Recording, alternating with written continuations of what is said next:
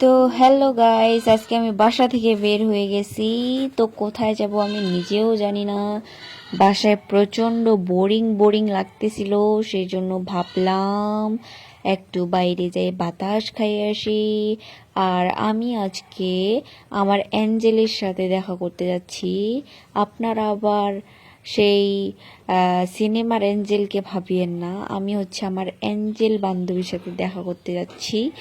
আর আমার অ্যাঞ্জেলকে আপনারা একটু পরেই দেখতে পাবেন।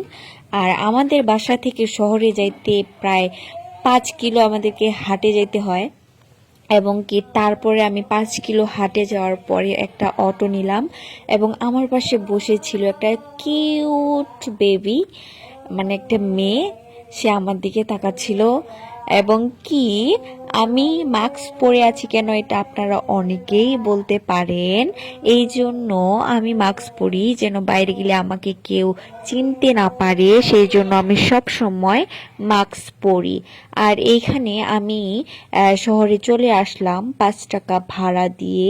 আমার অ্যাঞ্জেলের জন্য আমি অনেকক্ষণ থেকে দাঁড়াইছিলাম, কিন্তু আমার অ্যাঞ্জেলকে আমি কোথাও খুঁজে পাচ্ছিলাম না। এবং কি আমার প্রচন্ড পরিমাণে রাগ হয়েছিল অ্যাঞ্জেলের উপর। আমার সেই অ্যাঞ্জেল কখন আসবে, আমি অনেকক্ষণ থেকে দাঁড়ায় ছিলাম সেখানে।